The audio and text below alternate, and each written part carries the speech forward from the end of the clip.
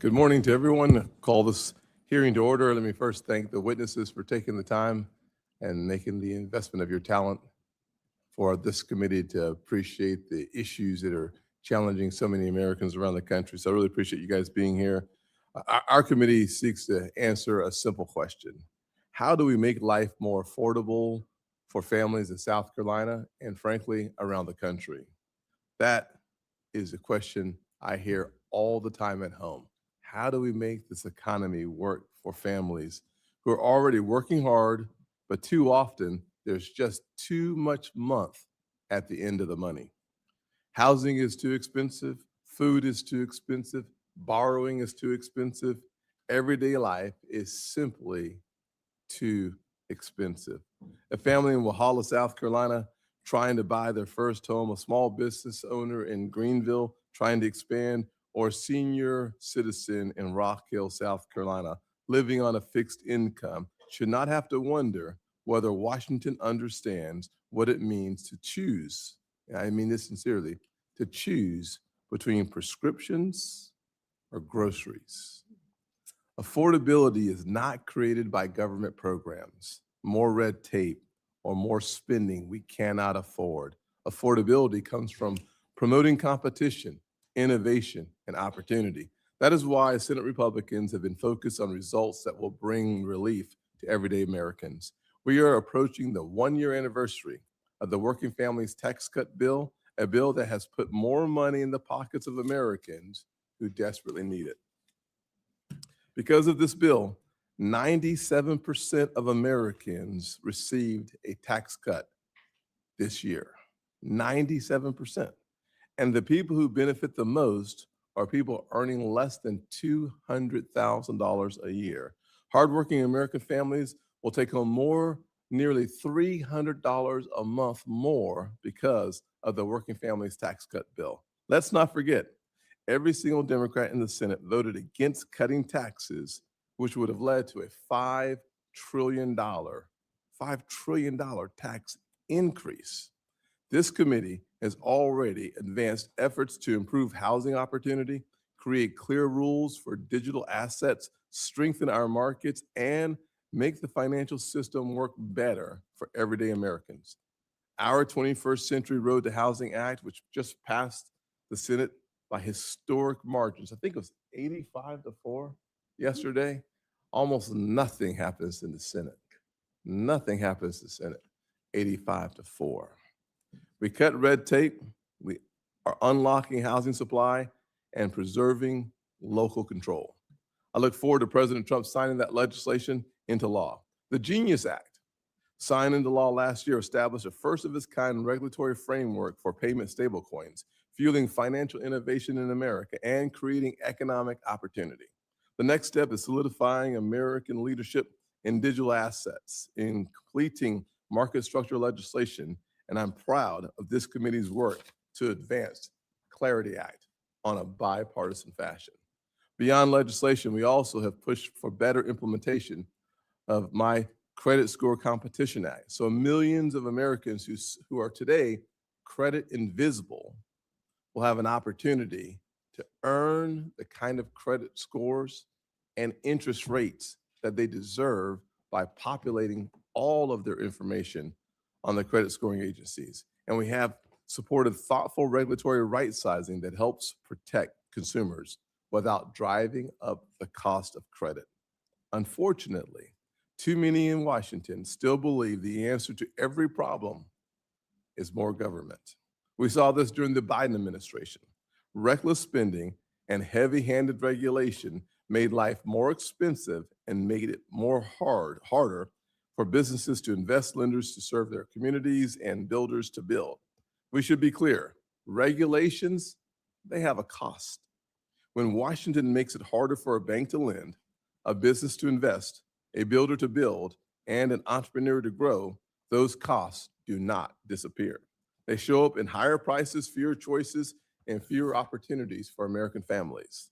That is why cutting red tape is also an affordability issue. Agencies should protect consumers, not be weaponized for a political agenda. The Biden administration should never have used the CFPB to target disfavored financial sectors, restrict access to credit, or punish responsible lenders. That made it harder for families and small businesses to access credit while making financial products more expensive. Senate Republicans are working to bring these costs down at the same time the Biden administration was working to raise those prices. Families in South Carolina and across the country are still living with the consequences of the Biden-era policies in their monthly bills, their mortgage payments, and their household budgets. Families do not need more slogans. They need lower cost, better opportunities, and a government that gets out of the way as Americans try to build a better life. Today, I look forward to hearing from our witnesses about practical steps we can take to lower costs, expand opportunity, improve affordability, and reduce unnecessary regulatory burdens without growing government. Senator Warren, you're now recognized. Thank you, Mr. Chairman. I want to thank you for holding today's hearing on affordability. It's only Tuesday and our committee's already had a big week. We have to. Yesterday, the Senate passed our 21st Century Road to Housing Act, and now the House is on its way to passing it too.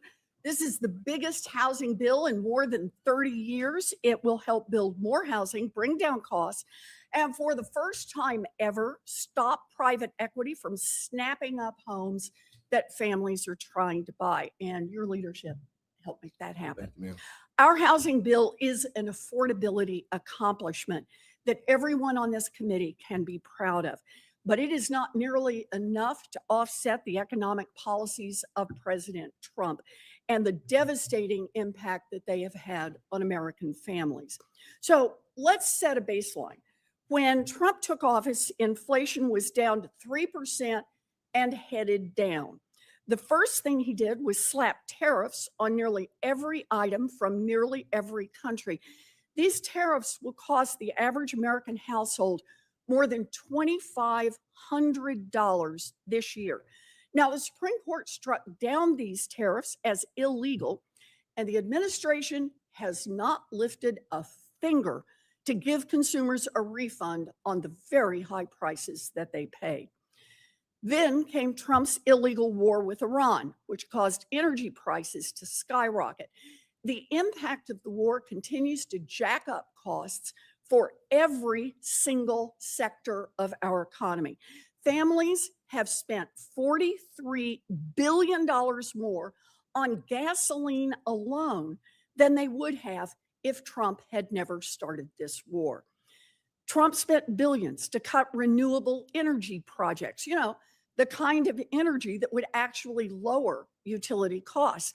And Trump and Republicans have sent health insurance premiums soaring, with next year's premium hikes already on track to rival last year's record-breaking increases. In between these disastrous policies, it has been nonstop Trumpian extravaganza of corruption and incompetence. Anti-consumer mergers that will drive up costs for everything from cable TV to credit cards get rubber stamped under the shadiest possible circumstances. The CFPB, which has returned more than $21 billion directly to families that have been scammed, has been hollowed out and sidelined. DOJ fired the USDA team responsible for preventing screwworm, and now an outbreak threatens to bankrupt ranchers and send already high beef prices through the roof. And one white-collar criminal after another gets DOJ dismissal or a Trump pardon, sending a clear message that it is okay for wealthy insiders to rip off families and consumers. And what's the result? Inflation now sits at its highest level in 3 years, 4.2%, nearly double what it was last year. Americans are paying more for groceries, for healthcare, for gas. The Federal Reserve is forecasting higher inflation, higher interest rates, and slower growth. And the American people can see plain as day that as the economy gets worse, Trump gets more chaotic. Trump focuses on building his golf course and his giant ceremonial arch, getting the right marble for his taxpayer-funded gold-encrusted ballroom, with no thought to the rising costs that are bearing down on Americans. The same guy who ran for office saying he would tackle inflation on day one now calls affordability a, quote, hoax and a, quote, made up word. He says, quote, I don't think about Americans' financial situation. He says that he, quote, loves the inflation. Trump doesn't care about hardworking Americans. He cares about making himself richer by cutting crypto deals and making thousands of stock transactions with companies whose value he can boost with deregulatory policies or giant government contracts. Trump's billionaire friends are along for the ride. They're getting richer by the hour, while American families are stuck with the bill. The world just got its first trillionaire, and the Trump family's wealth is up by at least $2.3 billion since just last year. And meanwhile, Americans' real wages since Trump was sworn into office 18 months ago have fallen. Mr. Chairman, I am glad that we are having this affordability hearing today. It is a stark reminder of the president's failures. Americans want Washington to make affordability our first priority. And instead, all Donald Trump is offering are higher prices, more chaos, and unprecedented corruption. I look forward to our conversation today. Thank you. I now recognize our first witness, Mr. Cody Carbone, Chief Executive Officer at the Digital Chamber. You now have 5 minutes. Chairman Scott, Ranking Member Warren, members of the committee, thank you for the opportunity to testify today. I'm honored to be here this morning. My name is Cody Carbone, Chief Executive Officer of the Digital Chamber, the world's largest digital asset and blockchain trade association. Our members span more than 250 companies, from the world's largest exchanges and banks to startups, innovators, builders, and developers. I'm here to talk about how digital assets can make life more affordable by calling attention to a hidden tax most families never see, but they feel: the cost of moving money and the cost of moving assets. It's simply too expensive and takes too long to move money and assets today. Nearly 1 in 4 American households live paycheck to paycheck, and the Federal Reserve reports more than a third couldn't cover a $400 emergency without borrowing. For those families, a credit card swipe fee or a 3-day hold isn't just an inconvenience, it's an overdraft, a late fee, or a payday loan. Yet digital assets and blockchain are the first real chance in decades to help people move the money they've earned more easily, to make sending money as simple and efficient as sending an email, and to end that tax. Today, I will discuss how digital assets can help lower costs in 3 areas. First, the cost of moving money across borders. Americans send more money abroad than any nation on earth, more than $100 billion last year. It costs 6.5% to send, more than double the international target, and takes 3 to 5 days to arrive. That's more than $6 billion a year skimmed out of working families' pockets. A worker sending $100 home to a foreign country sees only $93.50 arrive. However, if they were using a dollar-backed stablecoin, that family keeps the full $100 and receives it in seconds.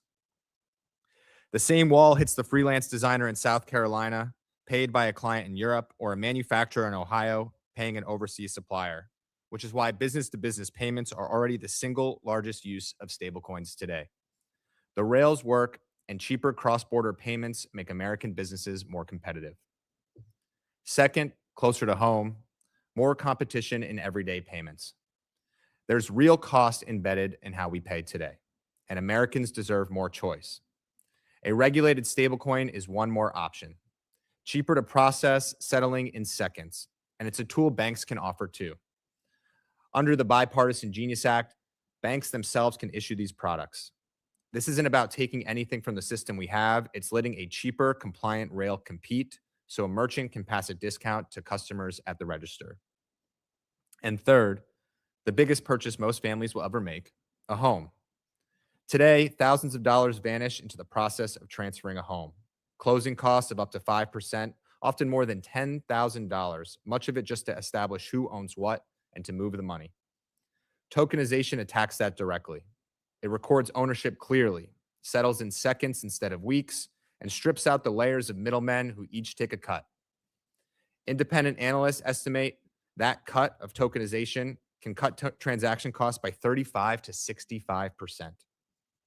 This is big in housing, but the same approach reaches car titles, equities, treasuries, small business invoices, and more. And it opens the door the other way too.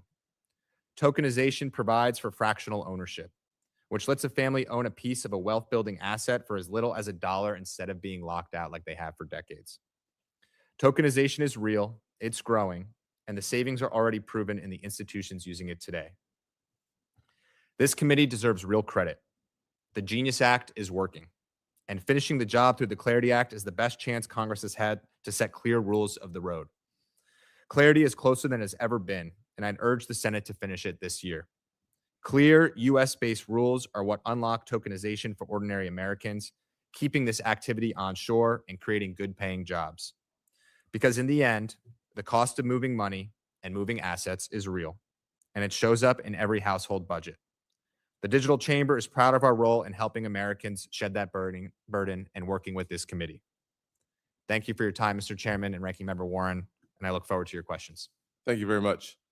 All right, next witness will be Mr. Kevin Brown, the President of the National Association of Realtors. You are now recognized, and thank you all for your support of the housing bill as well. Thank you. Thank you, Chairman Scott, Ranking Member Warren. Members of the committee, thank you for inviting me to testify at today's hearing on America's affordability agenda.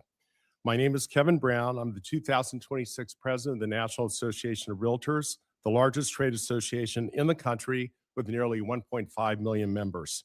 I'm also a broker owner with Better Homes Realty, Rockridge, in Oakland, California. Every day, realtors work with families and individuals who have saved, worked hard, and maintained good credit, yet still cannot find an affordable home. The numbers are staggering. Housing remains one of the largest drivers of economic growth in the country, making up nearly a fifth of the U.S. economy. But the supply of homes to purchase has collapsed.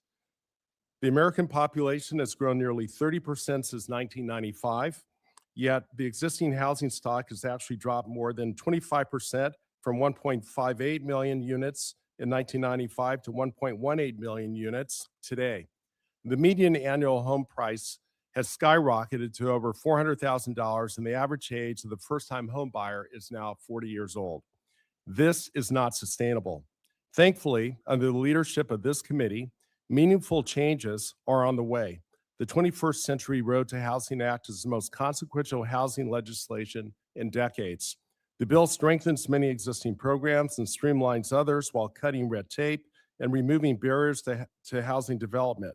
In particular, the bill reforms federal housing programs such as the Home Investment Partnership Program and the Community Development Block Grant Program to be more flexible and effective. The legislation modernizes financing for rural manufactured and modular housing and updates FHA multifamily loan limits to reflect today's market. It also streamlines federal environmental review and increases coordination across agencies. On the state and local side, it provides resources and incentives, not mandates, to help communities build and preserve homes. The Housing Supply Frameworks Act requires HUD to work with stakeholders to develop guidelines and best practices for addressing zoning policies that block housing production. The bill includes funding to develop pre-reviewed design libraries of ADUs, duplexes, townhouses that can help streamline permitting. It also creates planning grants to support affordable housing strategies at every level of government and a home renovation pilot to help families preserve the home that they already own. The House and Senate now agree.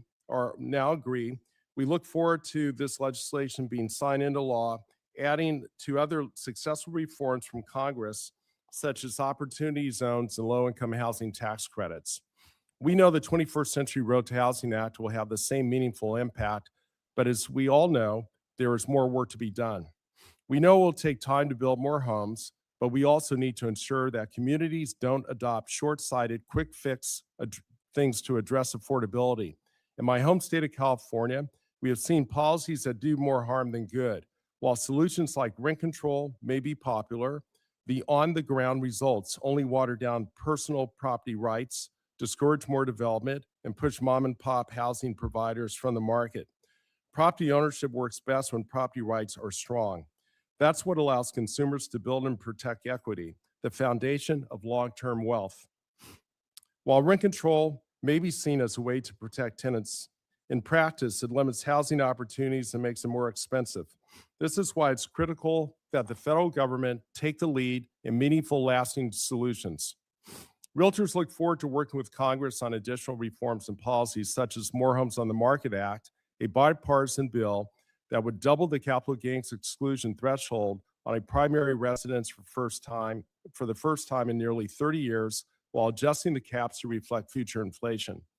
Just like people who are locked into their homes at lower interest rates, seniors are often locked in because of the home equity penalty. This legislation expands existing housing stock and gives seniors the opportunity to tap equity that they have counted on for retirement. In turn, move-up buyers can then buy homes, thus freeing up houses for first-time home buyers. Additional policy solutions are included in my written testimony. We know there is no silver bullet that will quickly fix the supply and affordability crisis, but the solutions this committee has championed will help the housing market for decades to come. Thank you, Chairman Scott and Ranking Member Warren. I look forward to your questions. Thank you, sir.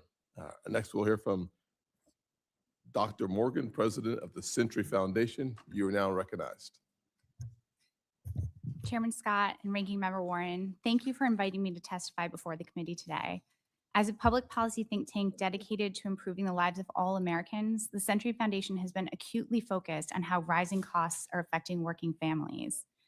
While President Trump is calling affordability a hoax or a fake word and confessing that he does not think about Americans' financial situations, families are dealing every single day with the cost of living crisis that Donald Trump promised he would fix.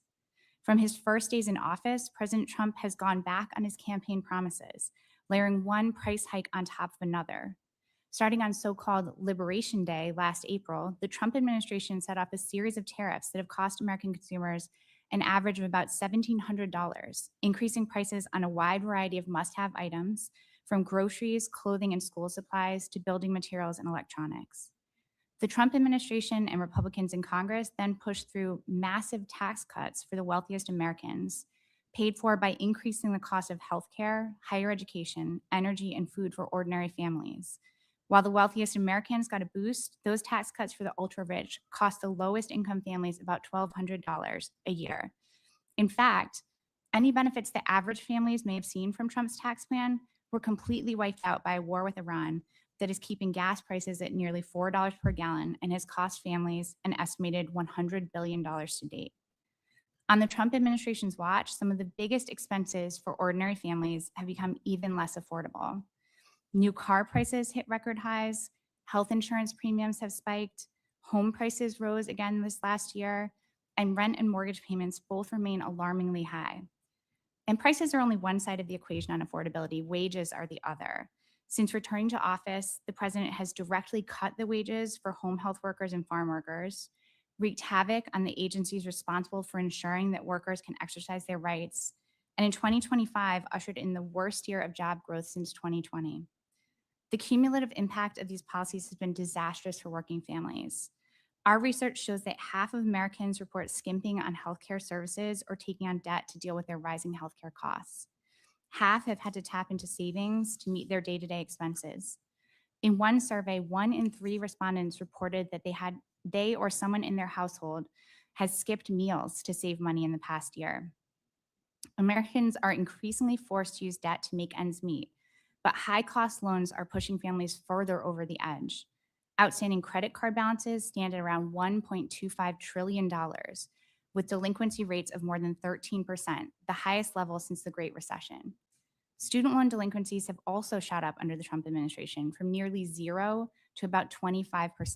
Auto debt has exploded. Bankruptcy filings increased almost 12% between 2025 and 2026. Home foreclosure filings are up 26% from the last year and are the highest they've been since 2020. This mountain of debt adds a new dimension to the affordability crisis. Driving down the prices of individual goods and services won't fully alleviate the pain that families are feeling or the drag it places on the economy. Lower gas prices next week don't mean all that much when you're still paying off your price at the pump from the last week or last month's groceries at a 24% interest rate. Not everyone is losing in the Trump economy, however. The Trump administration has engaged in a relentless, corrupt agenda of self-enrichment, deregulation, corporate pardons, and sweetheart deals for the wealthy and the well-connected.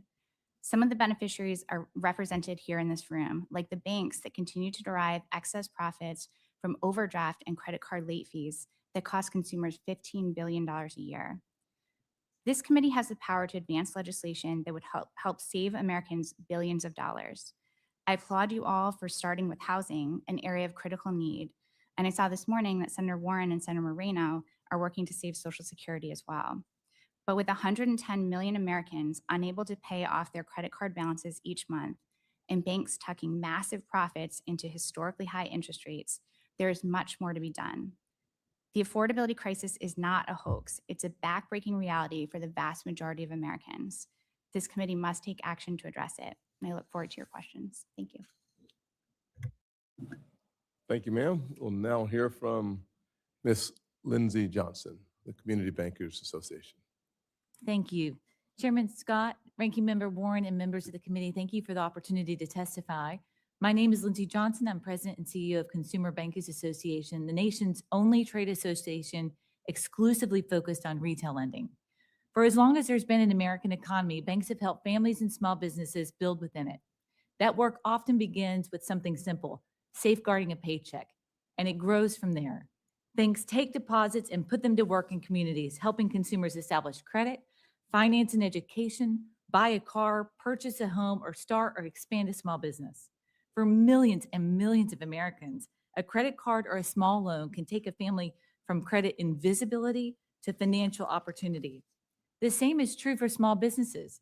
Many begin with a founder's personal credit card, grow into a small business loan, mature into an enterprise that takes payments, manages cash flow, hires employees, and serves their communities. At every stage, banks are alongside them. But the true measure of a bank is not just what it does in good times. It's what it provides when life doesn't go according to plan. When a paycheck and a bill don't line up, when a car breaks down, or when hours are cut, bank products can be the bridge between a difficult month and a genuine crisis. A credit card, an overdraft service, a home equity line of credit can help a family absorb a shock, stay current, and keep moving forward. Banks also provide another layer of support for consumers that they may not see: fraud prevention, payment security, and technology that makes modern commerce possible. Banks do well when their consumers, small businesses, and their communities do well. Today's economy and consumers are remarkably resilient, but affordability is a real concern for many families as essentials like housing, healthcare, food, and transportation, what we refer to in our written testimony as the 4 horsemen of affordability, continue to pressure household budgets. As costs have risen, families, particularly those at the bottom of the K-shaped economy, feel it more acutely. Consider the median household making around $68,000 after taxes, or roughly $5,700 a month. Essentials like housing, vehicles, healthcare comprise around 2/3 of their budget, and if you add childcare in there, it consumes around 75% of the budget before utilities, gasoline, retirement savings, and other recurring costs. By year's end, this household has a net savings of around $540, or roughly $45 a month. It's an incredibly thin margin where a single unexpected expense can upend a family budget. And 75% of Americans experience at least one expense shock a year. On average, that expense shock is around $5,000. For consumers like this, low-cost financial products from Main Street banks can help manage and smooth out those unexpected expenses. Conversely, credit cards and other products and services that serve as shock absorbers comprise a very small amount of the consumer's budget, as credit card interest accounted for roughly 1% on average of the household budget in 2024, for example, and overdraft and other fees are even less.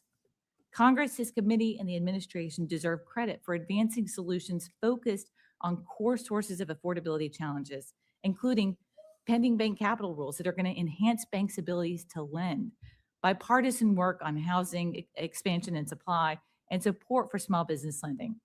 CBA also appreciates the focus on fraud and scams, a fast-growing threat costing Americans billions every single year.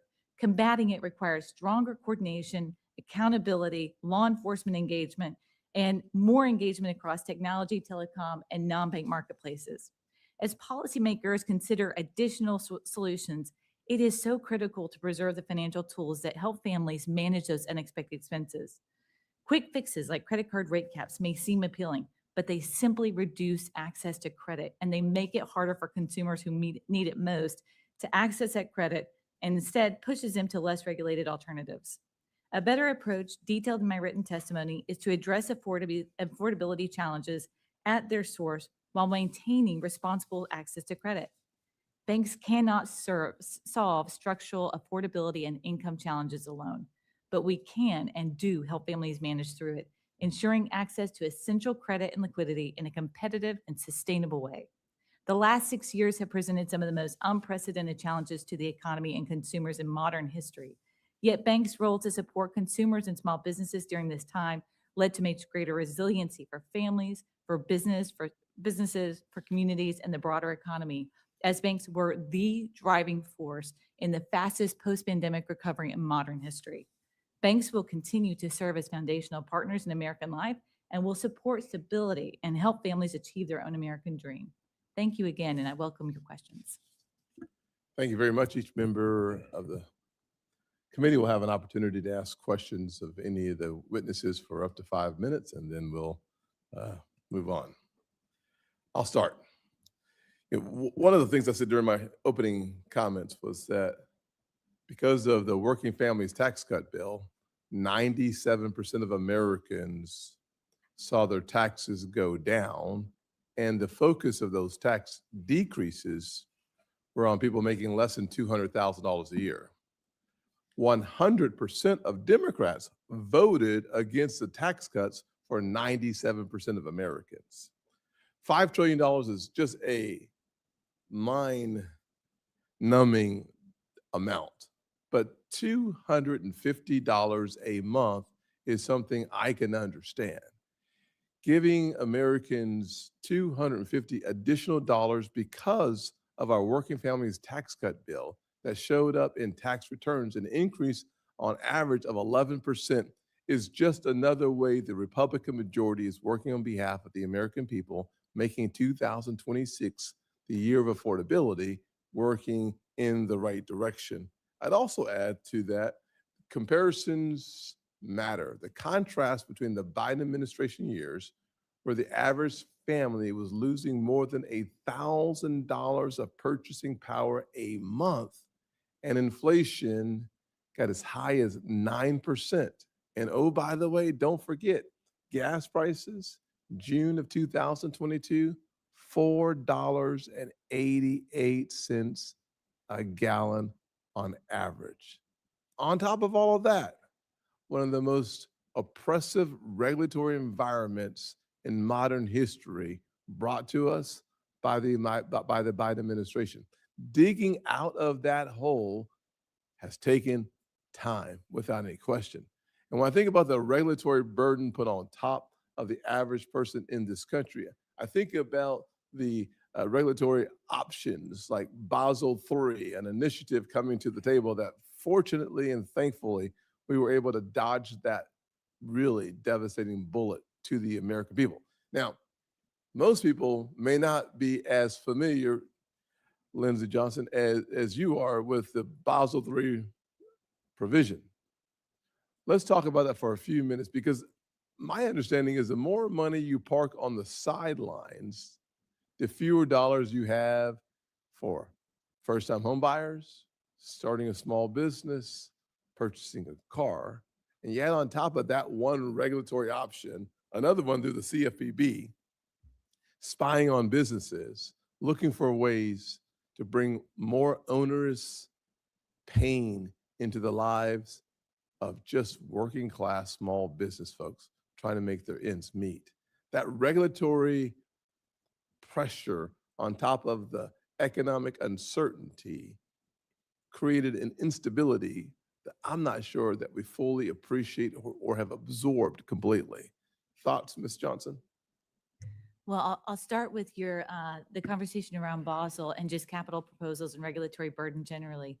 You know, your comment is right. We have to get that balance between safety and soundness and allowing a bank to be a bank and wanting a bank to compete with all the other non-banks in the atmosphere. More competition means more safe product options.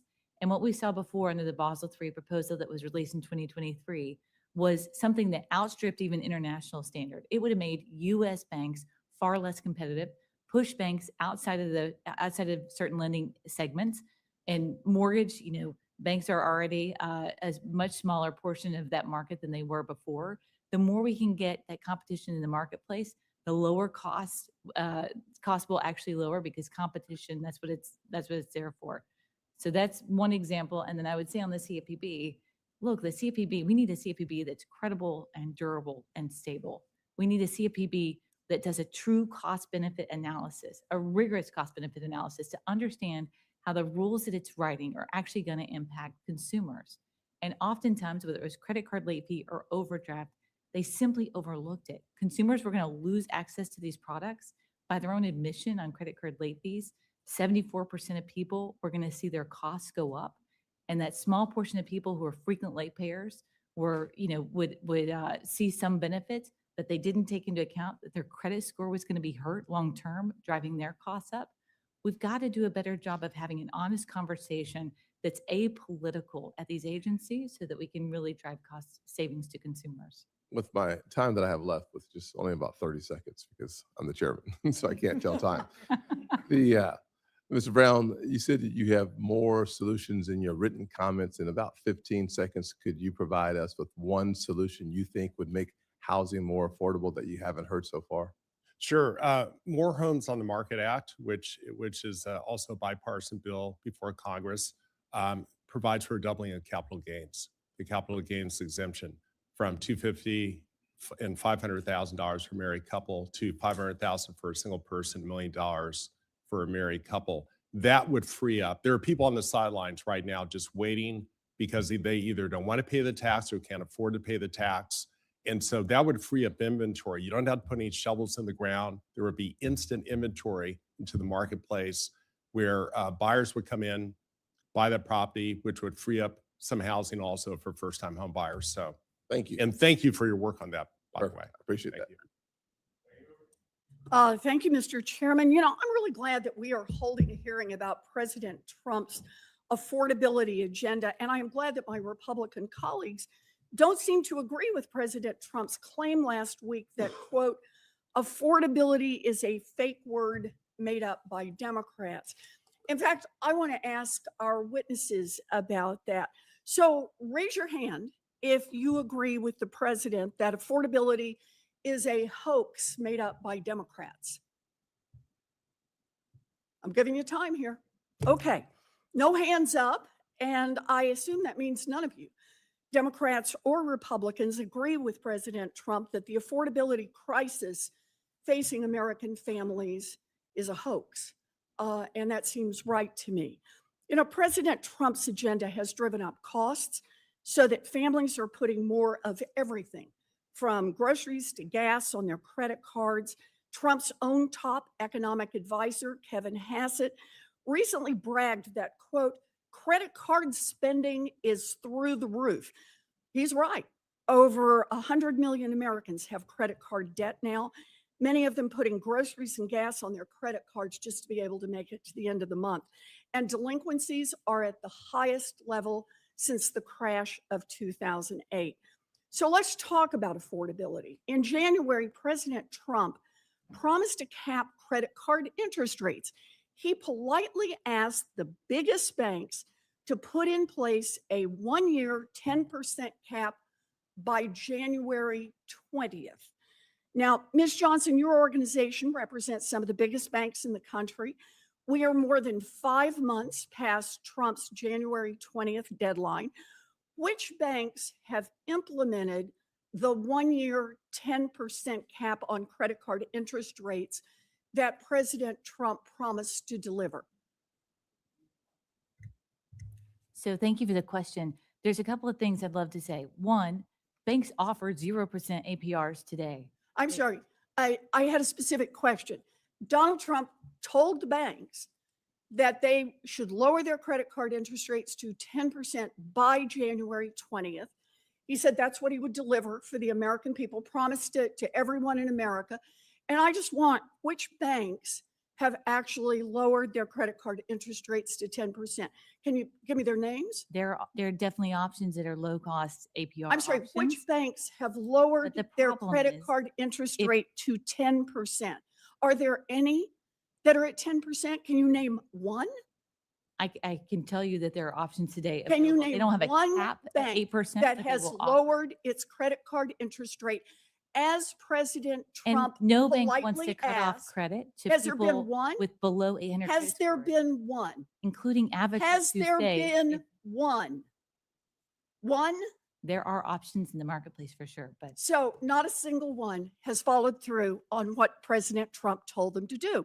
So President Trump and the big banks, they don't provide the 10% cap on credit cards.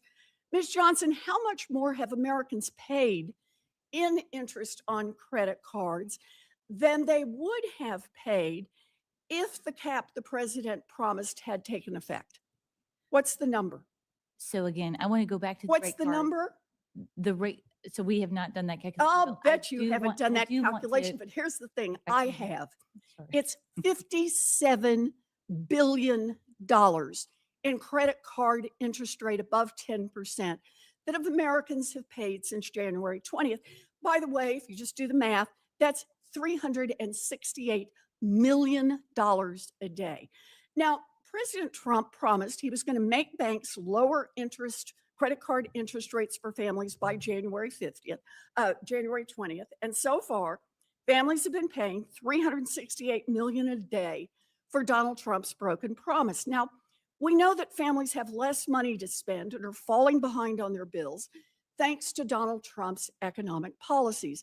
Dr. Morgan, if you can tell me very briefly, how are people coping with these tighter finances?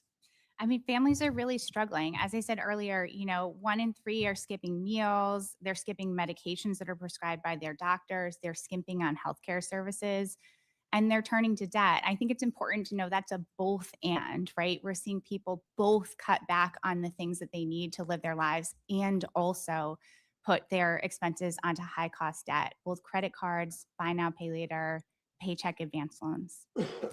Thank you. President Trump may love inflation, but it's killing American families.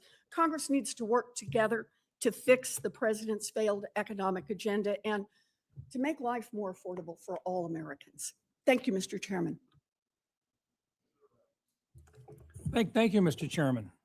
Look, I really appreciate the fact that the chairman and the ranking member have come together to have this discussion on where the costs are right now for American consumers. And I think it's really important that we talk about all of the impacts. I noted that there's always a desire to have your cake and eat it too. Sometimes that's not possible, particularly when we talk about how we go about financing activities in our daily lives.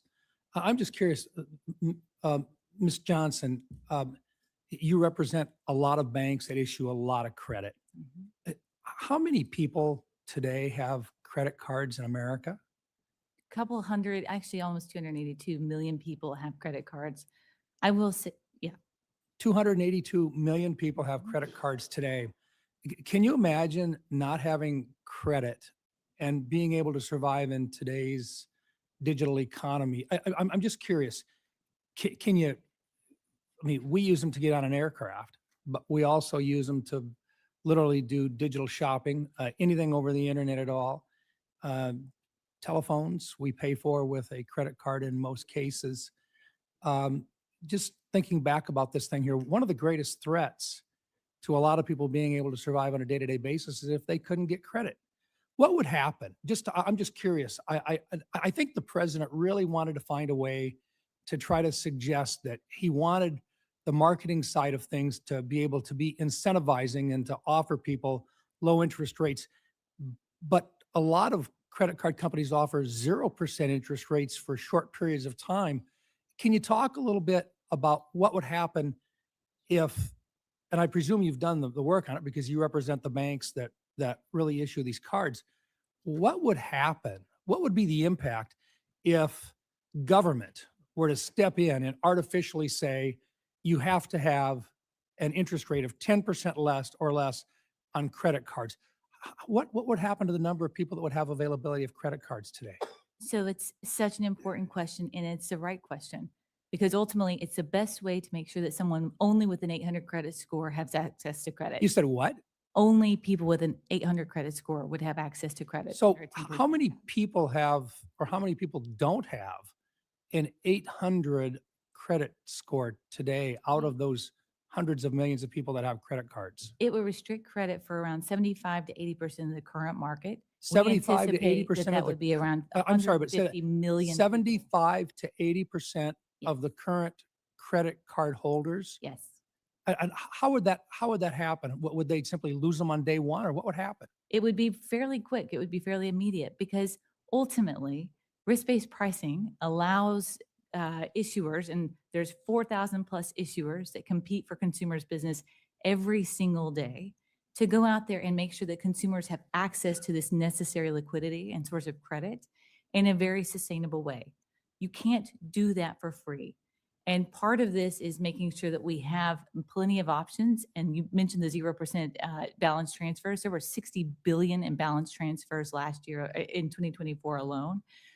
We are focused on making sure that consumers understand those different options, but to simply take away a source of credit for consumers seems incredibly punitive. You know, in the 1980s, we had a tough time on the ag markets in South Dakota. We had usury rates in place. And because we had usury rates in place, there were banks that simply wouldn't loan to farmers anymore because, well, it was been a tough time. A lot of the guys were struggling. And yet, in order to put seed in the ground in the spring of that year, Bill Jankel was governor at the time. And he looked at it and he says, look, I don't care if it does cost a little more interest rates. We've got to get these guys some credit so they can actually put their crop in the ground. It's the reason why South Dakota at that time eliminated their usury rate. In doing so, banks charged more than what the traditional usury rate was, but we had farmers that survived because they could actually borrow the money. My concern with this whole discussion is that you say we've got over 4,000 different banks that issue credit cards today. I'm just wondering, it seems to me that these folks that have got these great ideas about issuing 10% credit rates, out of the 4,000, I'm sure one or two of them could do that today. But I'm just curious why we don't have some new startups by these folks that have got these great ideas, and they could issue 10%. In fact, they could go to 8% and they could get a lot of people coming in. I wonder how long they would actually be able to continue to offer that rate based just upon the individuals that might not be able to qualify for a regular card, but would love to have that interest rate. Is there a reason why we don't have a lot of people offering that 10% interest rate today? It's just simply not sustainable. The worst thing we can do for a consumer is to extend them a product that they cannot afford to pay back. One of the things, and I do want to just push back on a couple of the different comments about the overall balances, if I've got a second, because About 10 seconds. Could you loan me 10 30 seconds?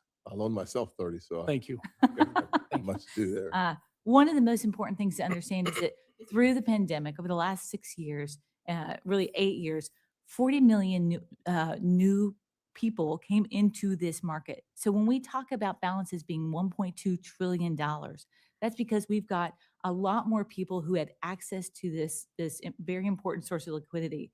You did have higher prices, so balances also went up. That is what drove APRs. APRs are not a bank profit. APRs are how we extend credit. Thank you. Thank you. Thank you, Mr. Chairman. Yes, sir. Senator Van Hollen.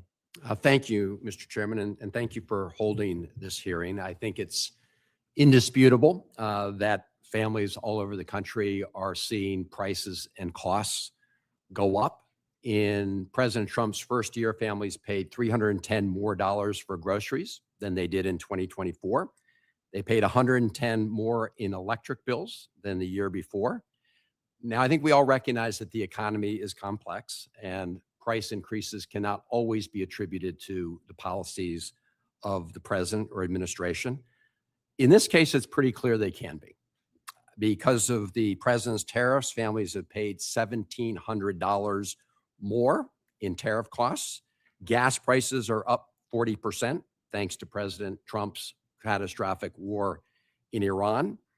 And so as of last month, inflation now stands at 4.2% annualized rate, which is the fastest growth in 3 years. Now, we have heard President Trump say recently that he, quote, loves inflation. He's also said that that affordability is a fake word made up by Democrats. So, Dr. Morgan, just to sort of level set on facts, is the affordability crisis a hoax made up by Democrats, or are people experiencing price increases because of the Trump administration policies? It is not a hoax. This is something that families are dealing with every single day. And so I want to talk briefly about the other side of the affordability equation, right? On the one hand, we all face costs and prices. On the other hand, our ability to afford them depends on the income we've got, what money we have in our pockets or bank accounts. And so I do think it's worth taking another look at what was President Trump's signature legislative policy accomplishment. He would call it an accomplishment. I think it was really bad for the country. And that was what they called their big, beautiful bill, which provided huge tax cuts to the very wealthy at the expense of everybody else. Dr. Morgan, it's correct to say that the wealthiest taxpayers benefited the most from that so-called big, beautiful bill, right? That's correct. The wealthiest taxpayers benefited the most, and the bill actually cost the lowest income families money because of the cuts to Medicaid and SNAP and other programs. Right. And just to emphasize the point, I think we should look at this chart that shows that the richest 1% of income earners got 22% of the benefit of those tax cuts. And overall, the top 20% income earners got 72%. I will also say this distorts the picture over time because some of the tax cuts that went to sort of middle-class families included things like the no tax on tips, which actually I think is a good idea, although I think if you're in that income level and your income's not just in the form of tips, you should also get a break. But those were all sunset, right? Those tax cuts for working people are going to sunset in a couple of years, right? That's right. And so this will get even worse in terms of the distributional impact. In fact, so bad is the situation that, the White House tried to reframe and sort of label its bill, the Working Americans Tax Cut Act. I mention that because I have introduced a piece of legislation called the Working Americans Tax Cut Act that gives 100% of the tax cut benefits to people who are not in the top 20%, compared to the Trump Republican plan that gives 72% of the benefits to people who are in the top 20%. Let me just turn with my remaining time to overdraft fees, because families paid more than $12 billion in overdraft fees last year. They can often be small. I mean, you can go and get a cup of coffee and not realize that your $3 cup of coffee ended up getting you a $35 overdraft fee. And banks love these. I mean, the rates can be as high as 16% effective annual interest. In fact, they did so well that there was one sort of middle bank executive whose bank raked so much in on overdraft fees that they named their boat overdraft. Now, in 2024, CPB tried to work to rein these costs in, but when the Trump administration came in, they lifted it. And the impact has been, as I say, $12 billion in overdraft fees. Isn't it true, Dr. Morgan, that overturning these rules hurt consumers and help boost bank profits? Absolutely. The cost to Americans for dialing back this rule is about $5 billion. And, I think it's really important to put this in the context of what we're hearing from the representatives of the banks here today. The banks will kind of frame overdraft fees as something that's necessary to provide a service, but overdraft actually used to be a courtesy to to bank customers, and it's turned into a profit center for the banks. So we see the banks and their lobbyists fighting really hard to keep these fees in place in order to maintain those profits at the expense of consumers. And then we see the Trump CFPB really shifting from an organization that represented consumers to an organization that represents industry interests. Thank you so much. Thank you. Senator Tillis. Thank you, Mr. Chairman. Ms. Johnson, have you looked at the what I consider to be largely failed attempts to cap credit card rates in other jurisdictions? We certainly have. I Give mean, me an there's, idea of how the movie ended. yeah, look, it never works. We have a ton of data. We've got a ton of history to learn from. Illinois is a great example. I was about to ask you about Illinois. Give me what I've seen in the Illinois example. At least one, I believe, Senator Marshall's the other co-sponsor of the amendment on credit cards. So this is not just a Democrat-Republican thing. We have an honest disagreement among Republicans. Go through a few of the things that happened when Illinois did the arbitrary rate cap. Look, they even had a 36% all-in rate cap. And what ultimately happened was nearly 40% of subprime borrowers simply lost access. 44%. Let's see, loans to subprime borrowers decreased by 44%. Loans to deep subprime borrowers decreased by 57%. 40%, let's see, financial well-being sentiment dropped by 40%, 11% reported an improvement. So it doesn't look like it's something that you would consider to be a best practice, does it? No, Has absolutely this not. been implemented in any international jurisdictions or other countries that you've studied? Look, there's How were the results there?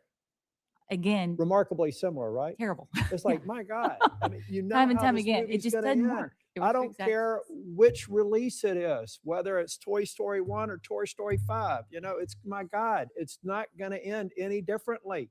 Right. I don't even know why we're having this discussion. The whole concept of not being able to rate for risk Yes.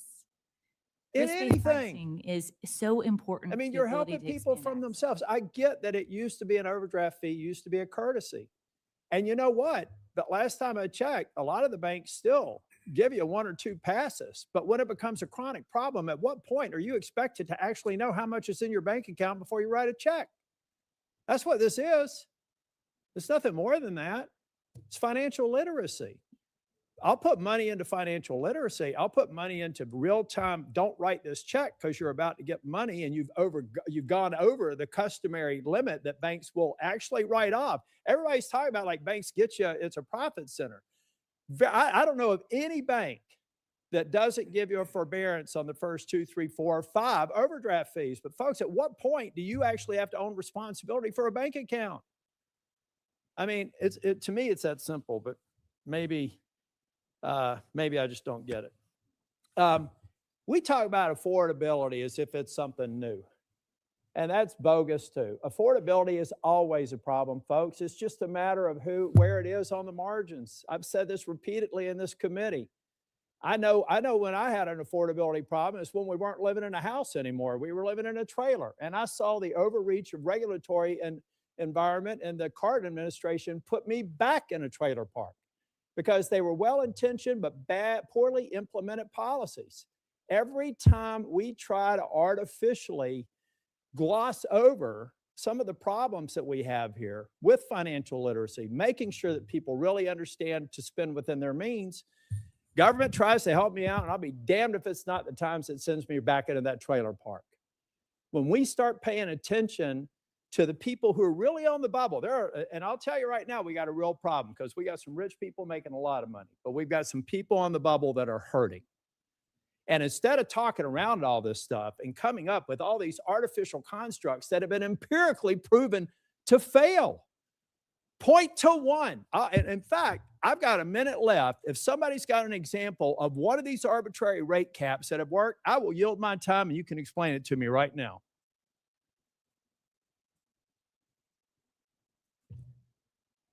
I got 45 seconds left. I want somebody who has expertise in this field to explain it to me right now.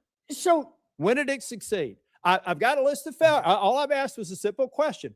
Point to the one time in the whole history of the world and credit cards globally where it's worked once. I got it. And that is when the giant corporations. No, you didn't answer my No, question. no, I'm not. All I asked was, I'm Oh. sorry, I'll reclaim my time, Mr. Chairman. I just want one.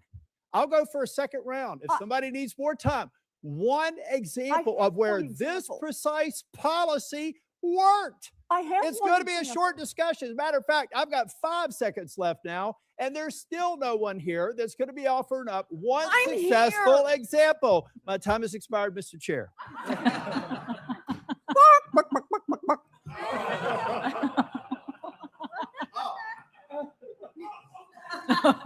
Mr. Chair, I will, just I will. can't bear Ranking any member, more ranking member, ranking attacks member, ranking on- member, ranking on member. President. Ranking member, let's do this. Let's abide by the rules. Mr. Chair, Rules by the chair. Here's Mr. Chair, my- I've got, Senator Smith, if you are willing, I will give yes, the ranking member 30 seconds, and I'll No, give you a 30-second rebuttal, and then we'll go to you. I'm happy to hear this. Well, I if think that there- would if be- there's I an would- example, I want to hear the example. I was I going to wanna give- defer to the ranking member to answer this question, and then I would love to have my 5 minutes to talk about good. I can affordability in Ranking small member, towns. we are being civil, by the way. This is great. A Yep. public discourse, a public discussion where there's strong disagreement is actually good for the public to hear. Right.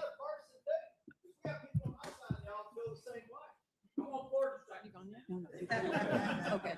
So I 30 just, 30 seconds. thank you. I just wanted to remind my colleague that back during the COVID crisis, the financial institutions all were given free access to overdraft their accounts at the Fed. It saved them literally billions of dollars because they could get free access to money when they didn't have money in their accounts. And the government politely asked them to extend the same courtesy to their own customers, which they refused to do, and they raked in billions more in profits. 30 seconds up. So it worked for the big boys, Senator- it just didn't work for the little guys. So it's never worked before, but I look forward to It somebody worked for the presenting the big first boys. successful implementation. Thank you, Mr. Chair. All right, Senator Smith, it's your time, but Senator Smith, it's still your time. Well, thank you, Mr. Chair and Ranking Member. And I'm going to shift this conversation to, I want to understand and have a bit of a conversation about how the this so-called affordability agenda is working in small towns and rural places. And Dr. Morgan, I have a question for you. You know, I come from Minnesota. This is a place where food and agriculture are economic drivers in my state. And farmers are telling me that things are tough, that in fact, it is so much harder to afford to run their businesses than it was just a couple of years ago. Farm Bureau says that farm bankruptcies were up nearly 50% last year, and Minnesota has the most farm bankruptcies of any place in the country in the first quarter of 2026. So what's driving this? I mean, first, fertilizer prices, diesel prices, input costs for farmers they're the highest that they've been in years. And then, of course, the chaotic tariff policy has made it very, very difficult for Minnesota producers to find access to markets that were their markets even just a year or so ago. So it's pretty clear to farmers in Minnesota that this is a bad situation for them. I'm wondering, could you talk to us a little bit about how this affordability agenda looks like for farmers in this country? Yes, absolutely. So you hit on many of the main points here. Fertilizer prices spiked after the Trump tariffs went into effect. And in fact, the Trump administration had to actually exempt a number of fertilizers from those tariffs. And then they jumped again with the war with Iran. So, you know, we're seeing both fertilizer prices up high. As you mentioned, diesel prices are up. Electricity prices are up as well. And all of these are squeezing small farmers who are just trying to stay afloat and who often have very thin margins. I think it's really important to point out that for people living in rural communities, that's kind of just the tip of the iceberg, right? So in addition to what they're dealing with in their small businesses, you know, we've found that school districts across the country are really struggling with many of the same affordability challenges that individual families are struggling with, including higher electricity prices, higher gas prices, especially in rural areas where busing is a really big component of a school system's budget. And then the cuts that the Trump administration and congressional Republicans have made on healthcare. Right. And I'm the really effect glad of- you raised this because this is a huge issue. Talk about you think about the economic impact of rural hospitals as just one example on the economic vitality of small towns, not to mention the importance of having access to healthcare in small towns and rural communities. And so, talk a bit about that and what those impacts are on rural communities in terms of their ability to afford stuff and get access to the stuff that they need. Yeah, absolutely. So we're seeing kind of a double whammy here from the impact of tariffs, which have also had an impact on healthcare pricing for the services that hospitals offer, as well as the impact of the cuts to Medicaid, the failure to extend the ACA tax credits.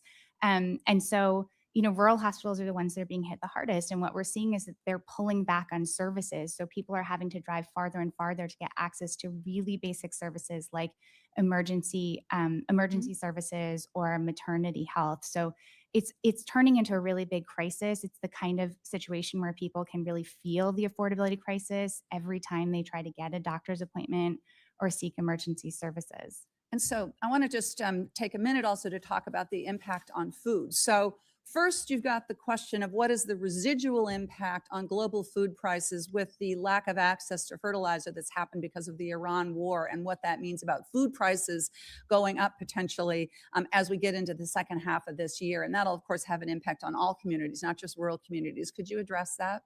Yes, the price of food has gone up pretty much across the board. The Century Foundation and the Groundwork Collaborative have put out a number of reports tracking the cost of foods.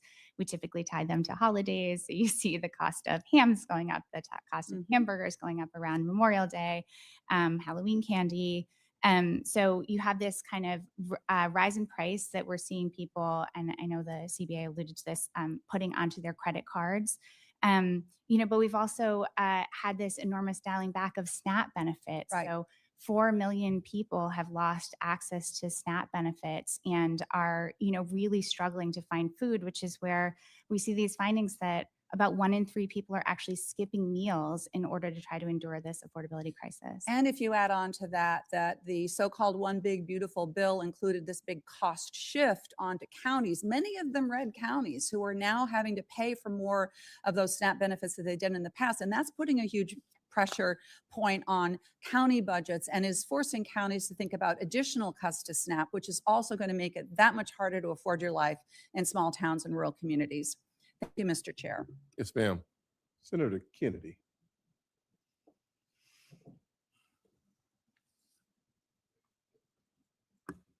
Thank you, Mr. Chairman. I have to say, I'm a little disappointed. You all seem like fine people. And here's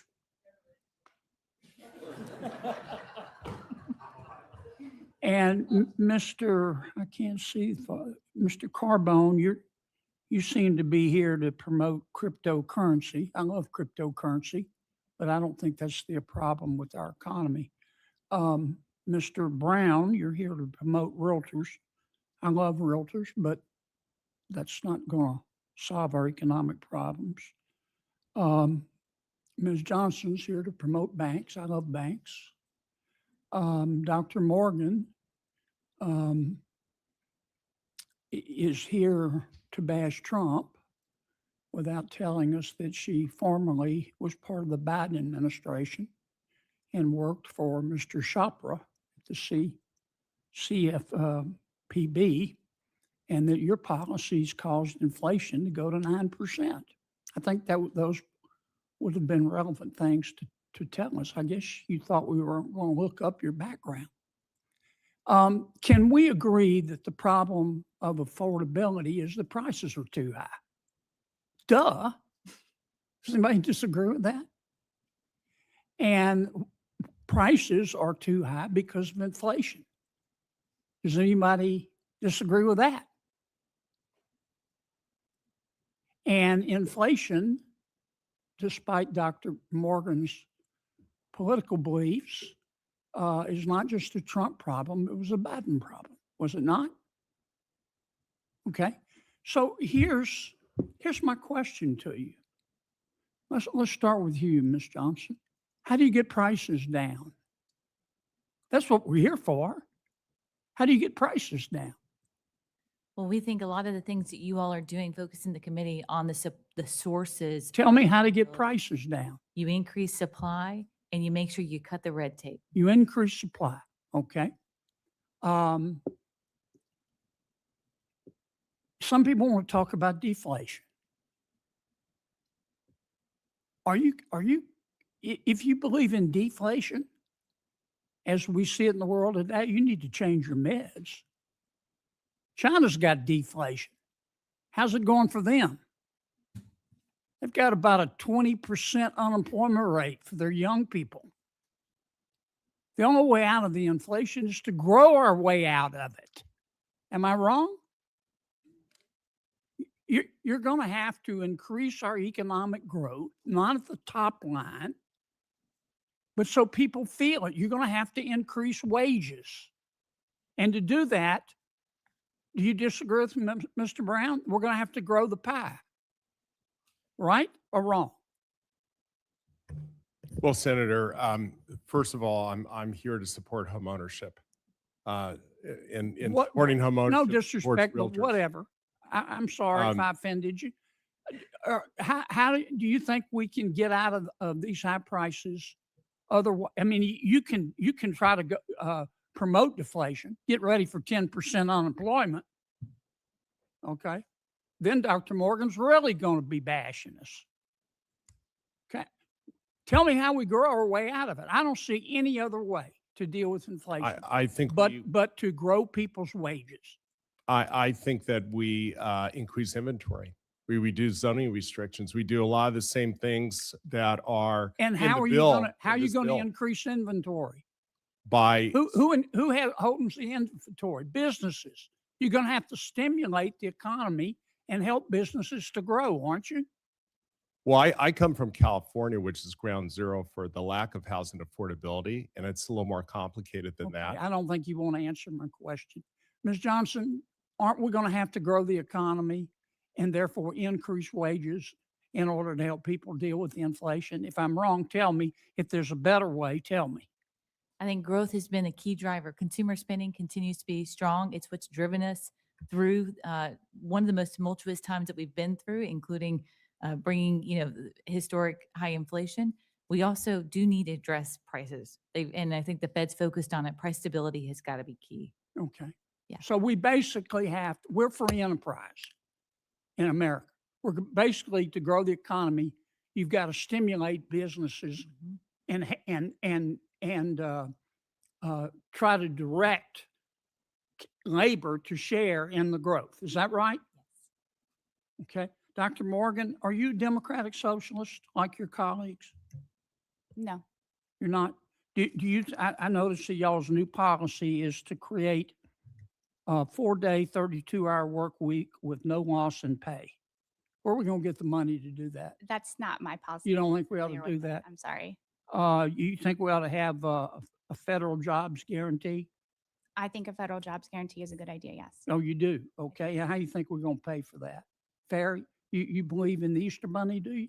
I think it's incredibly hard to pay for these things when we're giving tax cuts to the ultra rich. Yeah. Okay. You think that all the growth in our economy just goes to the ultra rich? I think that we just gave massive tax cuts to the wealthiest in this country. Yes. Yeah. Yeah. You are a Democratic Socialist, aren't you? I have never used that term to refer to myself. No, I but know. You have a whatever Nazi you'd like. tattoo? Excuse me? Do you have a Nazi tattoo? I don't have any. Mr. Chairman. Okay. Thank you, Senator Kennedy. And we have Senator Cortez Masto. Thank you. Let me put this back on track. So much for attending today. I can tell you how we grow the economy, and we're a perfect example. We got culinary members here in the audience. Culinary are part of our service industry, Nevada. The industry is our tourism trade industry, which, by the way, posts nearly a $14 trillion in revenue in this country. But because of the bad policies of this administration, we are not growing that economy. In fact, there's a $14 billion trade deficit in 2025. Why? Because this administration has cut Medicaid. They have chaotic tariffs, a war of choice in Iran, the barriers put in place of so many that want to travel to the United States. the bad policies, the high costs that leaves less discretionary funds for families to travel. That is part of the problem. So we can eliminate some of the policies of this administration that will help grow the economy. And I will tell you, I believe with the culinary, one job should be enough in this country. One job should be enough. And you should be able to afford to put groceries on your table, to pay your energy costs, to put a roof over your head, and so much more, and afford healthcare in this country. That's what it's about. And so I appreciate all of you being here because that's a conversation we have. And one of the pieces of the puzzle here is housing and a roof over your head. And I was so pleased to see in a bipartisan way that we passed the road to housing here, the 21st Century Road to Housing. I thank the chairman, I thank the ranking member, everybody here that worked on that in a bipartisan, bicameral way. But now we have to fund it. We have to remember there's programs in there that need to be funded. One of them is the home program that I was very pleased to be able to actually put the legislation in to modernize the home program. So, Mr. Brown, let me ask you this question. Why is the home program so important for building more affordable homes and increasing that supply? Actually, I don't know if you have your speaker on. We do support the home program. Which section is that, Senator? That is in the Road to 21st Century Housing. That's The the home 501? program. Yeah, that's the one that actually finances federal dollars that come into states for the home program to help finance supply. If Yeah. you're not familiar with it, happy to have one of the other panelists. No, talk about I it. think it's very important. I think that overall, this bill is extremely important to increasing affordability in the housing market because, you know, you're cutting red tape, you are cutting regulatory burdens, and you're increasing inventory. And I think that's the way that we're going to be able to tackle the affordability crisis. And I think that this bill goes a long way. It's a great start. I mean, more work can be done, but it's really, there's some really good things in this bill that are really going to help the housing affordability crisis in America. And that's the key, right? It's one thing to pass it. Now we have to authorize the appropriations for these programs. The Yes. home program is a grant program through HUD that brings those essential dollars, federal dollars, into our communities to build housing. And I think it's Affordable important. housing, yes, Affordable yes. housing. It's It's important that extremely we important. reauthorize it. Thank you. I appreciate that. Let me talk to Dr. Morgan. I have been concerned with what I'm happening with the CFPB. As the former Attorney General in Nevada, I work closely with CFPB to protect consumers. And now this administration has systematically eliminated the CFPB. And I am concerned now with what that means for consumers in general and in Americans. Nearly 22 million families pay more than half their income to keep a roof over their head, yet the president's proposal to cut funding for affordable housing programs like home and gut the CFPB Bureau doesn't help families who have seen rents rise 50% since 2020. How does the president's decision to cut and gut the Consumer Financial Protection Bureau enable landlords to still charge junk fees to renters? Is that still happening in this country? Yeah, it's a really good question. So, the gutting of the CFPB has taken the cops off the beat. So there's really no one kind of minding the store for consumers and making sure that financial institutions are following the law. It gives a green light to predatory companies to break the law as they see fit. And, when it comes to renters in particular, the CFPB had really been watching this kind of like proliferation of products that were being put into the market in order to bridge the gap between rent and what people could actually afford. Rental credit cards, different kinds of innovative payment processing platforms, security deposit replacement products that turned out to be a loan or kind of a shady, another kind of shady product. And so not having the CFPB in place to actually crack down on those practices is really important. The other role that the CFPB plays is on the research and market side. They were the organization that was keeping an eye on what was happening with family finances, keeping an eye on household financial stability, raising the alarm when household financial stability became a larger problem that threatens the economy overall. And they're not doing that either. So there are a lot of threats here for renters and homeowners alike. Thank you. I know my time is up. Thank you, Mr. Chairman. Thank you, Senator. And on behalf of the chairman, Senator Ricketts. I'd like to thank the chair and ranking member for holding the hearing here today, talking about affordability. Now, I'm going to start with a topic I typically bring up in environment and public works. But since we're talking about affordability, I'm not going to miss the opportunity here. And that's about biofuels. I know Senator Rounds knows all about this. Biofuels are a win-win-win. They save consumers money at the pump. It actually helps clean up the environment, and it's great for our farmers and ranchers. In fact, last weekend, I filled up at my local Hy-Vee and saved 55 cents a gallon on E10, which is a 10% blend of ethanol, compared to the regular 87 octane gasoline. If we pass E15, that would allow for even more savings for Americans, put more money back in Americans' pockets. I was glad to see the House pass my Congressman Adrian Smith's E15 bill. So I want to work with Senator Fisher on getting that passed in the Senate side. So I'll put my little plug in for that. But one of the other things we're talking about is the Road to 21st Century Housing bill that we passed and why that was so important. You know, one of the things that we saw was that home ownership 10 years ago, the first time home buyer was 31 years old and today it's 40. And addressing this, it's not a new problem. When I was governor of Nebraska, we had the same sort of issues with regard to enough housing stock. I think, Mr. Brown, that's one of the things that you referenced is we got to have more houses. You have more houses, you bring the cost down. So that's one of the things we can do. And so one of the things we did when I was governor was create the Rural Workforce Housing Fund to be able to create this fund that would work with communities and developers to create more housing stock. And that is the goal of what we're doing here with the 21st Century Housing Bill, is to try to find more ways to create more housing stock.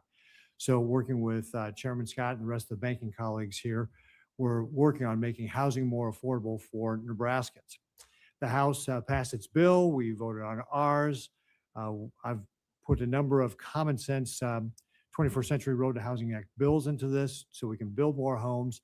It includes priorities to be able to help break ground quicker. One estimate, regulations, for example, count for about 25% of the cost of a single family home for an apartment building. It's actually 40%.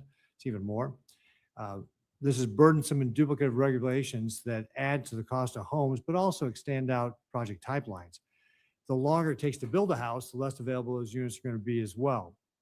In Nebraska, housing projects often draw both HUD and USDA money for a portion of their funding. And those processes, both those agencies have their own processes for reviewing and inspection. And they can also be very overlapping, creating confusion, bureaucracy. So one of the things that I put in the 21st Century Road to Housing Act was the Streamlined Rural Housing Act, which will require HUD and USDA to work together so they can, instead of doing duplicative processes and serial, try to put them in parallel to be able to make that more efficient. The bill also directs the agencies to work together on cutting other red tape. Eliminating those delays will help get that money out faster, which means then that money will go to building homes faster. So that's an important part of what we're trying to do here. Another issue is breaking ground on a project for NEPA reviews on land that's already gone a past review. For example, sometimes the National Environmental Policy Act, or NEPA, requires review for power or water lines in development areas that have already had them. These are known as infill sites. The Rural Housing Regulatory Relief Act that I introduced would streamline NEPA reviews for projects that pull funding from USDA and are located on infill sites. Again, eliminating this duplicative and unnecessary regulations is a common sense will help speed up housing construction. So, Mr. Brown, I've talked about a couple of these. What kind of impacts do these kinds of reforms have on project costs, timelines, and completion? So you just hit the top three: zoning, regulatory, and environmental. Those are the things that really delay projects, that add to the cost. Your estimates are spot on, adding about 25 to 26% of regulatory costs before you even break ground, which is really a huge barrier for a developer or a builder in the marketplace. 40% for multifamily before they even break ground. So this bill does a tremendous job at cutting some of that red tape. And I think it's going to be a great step in terms of producing more housing inventory, multifamily and single family dwellings in this country. So by cutting some of this red tape, then we'll be able to reduce the timelines. Is that accurate? Yes, reduce the timelines, streamline the process, which means it's going to be less expensive to build. Great. Well, these are the kind of common sense reforms that we want to put in the package to be able to help make sure this got done, which is exactly the point. So thank you very much, Mr. Brown, and to all of our witnesses. Thank you. Thank you, Chair. Thank you, sir. Senator Reverend Dr. Brother Warnock. Well, thank you so much. Your introduction was prescient. You'll see why, Brother Chair. According to a recent Fox News poll, more than half of all voters feel that President Trump's economy only helps rich people, with an additional 15% saying his economy helps, quote, no one. And that same Fox News poll found that 3 out of 5 voters feel pessimistic about the economy. Doesn't matter much what those of us on this panel feel. What do the American people feel? Consumer sentiment is near record lows. Ordinary Americans know Donald Trump's economy isn't working for them. Dr. Morgan, you're an expert on the economy. I don't know your faith tradition or if you share a particular faith tradition at all, but I'm a Matthew 25 Christian, meaning I like to center my work on the least among us, the poor, the most marginalized. Isaiah, whom I've been reading a lot lately, says, who are you to crush my people, to grind the face of the poor? So I want to dig into that verse from Matthew 25 to assess the Trump economy. It says, for I was hungry and you gave me something to eat. I was thirsty and you gave me something to drink. Dr. Morgan, how have the president's policies been for hungry Americans? Senator Warnock, the president's policies have pushed more and more Americans into hunger. We've seen actually 4 million people lose their SNAP benefits under this administration. It's about 700,000 of them were children. And the Century Foundation's own polling shows that 1 in 3 Americans have skipped meals in order to deal with their cost of living crisis. So you said 4 million Americans. Mhm. And you said 700,000 of the Americans kicked off of SNAP are children? That's right. Because I met with the speaker and others, and they saying that these are able-bodied men who are kicked off of SNAP. But you're Okay. saying these cuts are leaving children food That's right. insecure. That's Let's try another one. The text goes on to say, for I needed clothes and you clothed me. Dr. Morgan, how have the president's policies been for poor, unemployed, or unhoused Americans? The tax cuts alone had a massive effect on low-income families. Low-income families actually lost money under HR 1 to the tune of about $1,200. That's the one big, beautiful bill. That's right. But the Trump administration has also taken other actions that directly target poor and unhoused families. The Trump administration has attempted to impose time limits and work requirements on rental assistance. They've proposed cuts and changes to programs that support the homeless. And then rising utility costs are also hurting the poorest families as well. Matthew 25 says, for I was sick and you looked after me. What about the president's healthcare policies, especially when it comes to healthcare affordability? This is really an acute problem for families right now. We've seen cuts to Medicaid that have taken insurance away from families. We've seen the failure to extend the ACA premium tax credits that has jacked up the cost of health insurance premiums for many American families. We're also seeing increasing costs on employer-sponsored plans. So people are really faced with the choice right now of being uninsured or choosing kind of like a skimpier health insurance plan in order to get coverage. And at the same time, The Trump administration and Washington Republicans cut $1 trillion out of Medicaid. They call it waste, fraud, and abuse. Is it fair to say they cut more than waste, fraud, and abuse? that is correct. They cut care for American families. For I was a stranger, the text says, and you invited me in. How has the Trump economy been for law-abiding immigrants and dreamers living in the shadows? We've seen a kind of xenophobic attack on our immigrant neighbors. We're seeing families who are afraid because of the actions of ICE to go to work and to send their families to school. It's incredibly crushing both for those families and for their communities and those of us who live among people. And then we've also seen these attacks to try to take away benefits and programs from law-abiding immigrants. So it's hugely concerning. So who's served by this economy? That's a long range of people who seem to be suffering. Who's served by the economy, the Trump economy? I mean, it serves the rich, right? It serves Donald Trump himself. It serves his billionaire colleagues, and it serves, the banks who are represented here at this hearing, who have gotten the Trump administration to roll back protections for working families in order to maintain their profits. All right, I'm a few seconds over, and so I'm going to bring this to closure, Brother Chair. But Donald Trump has been president for 18 months. And while he and his advisors love to blame Joe Biden for rising costs, Americans elected him to lower costs. He's been at it for 18 months. He's raised costs for everybody, shredded the safety net meant to catch people during tough times. This Trump economy isn't just bad. For me, it's a moral abomination. This is bigger than politics. It's about humanity. Thank you so much for your testimony. Senator Banks. Thank you, Mr. Chairman. Mr. Brown, as you know, the Road to Housing Act passed the Senate yesterday. We expect it to pass the House today and hopefully be signed by the president very soon. There are many important parts of the bill. I think the bill is significant. There are some who say that it's not, but I think it's a significant bill that will go a long way to help solve the housing crisis and help your members do what they do to serve families. One part of the bill that I authored along with Senator Warner on the other side is called the Reside Act. That's fairly common sense, but it would allow communities to compete for grants and take empty warehouses, old factories, dead strip malls, shuttered hotels, and then turn those structures into housing.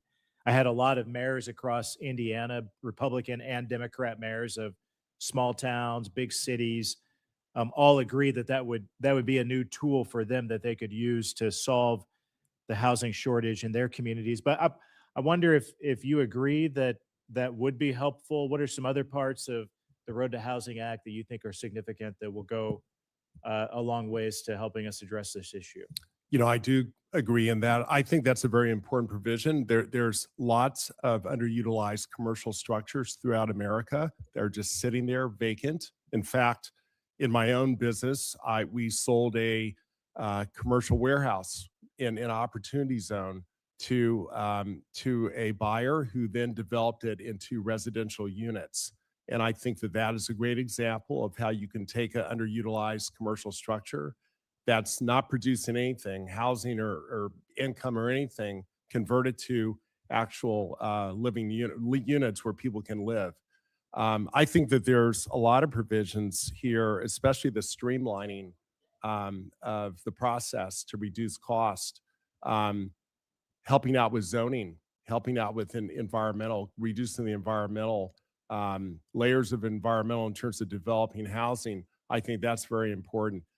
This just hits so many areas that's going to reduce time and reduce cost and streamline processes. But back to your original comments, I think that's a very important part, especially as it pertains to opportunity zones. Not maybe the bill's not a silver bullet, but will go a long way. You believe that? Yeah, I think it will over time. I think it will. Is there a silver bullet out there that the committee should be looking at that would address the housing crisis? We haven't come up with a silver bullet yet, but next I hope that that Congress really looks at More Homes on the Market Act. I think that, I made comments when I first started the hearing that I really believe that if we can double the capital gains exclusion, it's going to add instant inventory to the marketplace. And in doing so, it's going to reduce some of the housing prices. Yeah, which I fully support. Ms. Johnson, can you talk about why mortgages are costing more? I mean, what are the rules and regulations and fees that are being added that's making mortgages so darn more expensive than what they used to be? Thank you for the question. The last 10 to 15 years in particular, it's really been a combination of heightened capital requirements. There's regulatory scrutiny that banks, non-banks all have to go through. There's litigation risk, there's operational burdens. And so there's been a focus on, one, the supply issue, which we think is first and foremost the most important thing, but there's also been an intent focus from the administration of increasing bank participation. I think that there is a real need to increase bank participation in this market so that you have more competitive options for borrowers. And we're excited about the executive order. We've been very pleased that there's a recalibration in the Basel proposal on mortgage. I think that that'll go a long way to reduce costs. Any big ideas we're missing here? I think your focus on supply and using a carrot stick approach is absolutely the right one. And Mr. Carbone, in plain terms, can you explain how dollar-backed stable coins lower everyday cost for people who are underbanked or paying too much in transaction and remittance fees? Absolutely. Thank you for the question, Senator. Right now, the average remittance fee in America takes 6.5%. So for every $100 an American is sending overseas, the recipient is only getting $93.50. And it takes 3 to 5 days to get there. With a dollar-backed stablecoin, they can send it instantaneously and almost for free. That is a huge example as well. We're already seeing after the Genius Act passed, cheaper, more competitive payment options for Americans. We're starting to see merchants start to incentivize users, like gas stations incentivize users to pay cash instead of credit, incentivize users to pay with dollar-backed stablecoins. Regal Cinemas right now is giving 10% off all tickets and concessions if you pay in dollar-backed stablecoins instead of using credit or cash. So the Genius Act is working. We're seeing more competitive payment options for payments and for remittances. Good to know. Thank you. I yield back. Thank you, sir. Senator LBR. Thank you, Mr. Chairman. And thank you also to the witnesses for being here today. I want to start off by just expressing my deep gratitude to the chairman and the ranking member for your leadership and all of my colleagues on the passage of the bipartisan 21st Century Road to Housing Bill. This landmark legislation is something that I think America's been waiting for over 3 decades. And so I am just grateful to the members here who worked on it. I think we took a great step forward in addressing our housing supply crisis. Many of the bills that I secured in the package will empower local communities to tackle housing affordability by encouraging zoning reform, reducing red tape, and unlocking innovation. Looking very forward to seeing that become law, and also looking forward to Road Point 2.0. Just putting it out there, manifesting that. And finally, I want to extend appreciation as well to the House members for passing, because we're going to speak that they're passing it, and we will see it signed into law. And today, as we talk about the housing affordability crisis, we also think about the broader crisis of affordability. And I know the chairman talked about the One Big Beautiful Bill putting forward $250 a month for many American families, but all I could think of were the calls and the people that I see in my own state, folks who are paying $50 to $80 to fill up their gas tank, constituents who have written in and said, because of the lack of ACA tax credits, I now have chosen to just give up insurance, which means that health insurance could roll into medical debt, and it has an impact on all of our costs. I think about folks who are food insecure right now, and the cost of food, whether it's at the supermarket or if you can even go to a restaurant. And I don't think that that covers what people are feeling. And so for me yesterday, I was able to, with my congressional delegation, Senator Coons and Congresswoman McBride, we held a roundtable for veterans in our state. It was a veterans roundtable, and at the roundtable we had representatives from different veterans organizations, and then we held a resource fair in addition to the roundtable. And we kept coming back to this issue of cost and them not being able to afford to live. These are people who are our neighbors. These are people who have served this country and who are serving this country. And between the issues of homelessness, the issues of suicide, the issues of, again, just being able to make ends meet, it really became clear that they are feeling the brunt in a way that many of us don't even feel. And so, Dr. Morgan, I wanted to ask you about the CFPB. which has historically played an important role in enforcing the Military Lending Act and protecting service members from predatory financial practices. Has the CFPB reduced its enforcement of the MLA? The CFPB has reduced its enforcement of the MLA. Yes. And has reducing that enforcement hurt affordability for military families? And can you talk a little bit about how? Yes, absolutely. And I just say to your earlier point, there is research that shows that those tax cuts are really wiped out by the cost of the war with Iran. So, when people are coming to you and saying this doesn't add up, it doesn't add up. But in terms of, military members, the CFPB has stepped in over the years many, many times to protect military service members, from predatory practices by lenders, by allotment processors, student loan servicers, and others. And then under the Trump administration, we've seen this massive dialing back of enforcement and supervision to the point of non-existence. And people don't even have a place to file a complaint anymore. And this really lands hard on military service members. And in fact, the CFPB has actually walked away from lawsuits and settlements that would have put $80 million back into the pockets of military service members who were subject to illegal practices. It's my understanding that since 2011, service members from all 50 states and every military base have filed more than 400,000 complaints to the CFPB, and that there was a complaint database. Can you just tell us, why was the Office of Service Member Affairs at the CFPB created in the first place, and what are the consequences of weakening the protections as well as lessening the staff and shuttering offices? It's a really good question. You only have about 15 seconds Okay. to answer this Okay. question. Financial. Could I have the time that Louisiana had? No, ma'am. A little bit longer. I will just say very quickly that financial readiness is a critical component of military readiness. So when Yes. people are distracted by dealing with predatory lenders at home, or when their security clearances are held up based on a debt collection that they shouldn't owe, that affects our ability to fight wars and to keep our country safe. So this is a really critical component of the overall picture on defense. Thank you. These are the people who protect us. We deserve, and they deserve to have our protection as well. Thank you, and I yield back. Senator Moreno. Well, let me just start my portion by complimenting you, Mr. Chairman, and actually our ranking member. I think what we got done here in the Road to Housing Act was monumental. It obviously also is an indictment on the person who used to occupy your chair, because obviously he was unable to get anything done. So to both of you, kudos, and to your predecessor, shame on you. In terms of where we've been hearing a lot about today is the word hoax. Now, I learned English as a second language when I was about 6, 7, 8 years old. Some would say I still haven't learned it completely.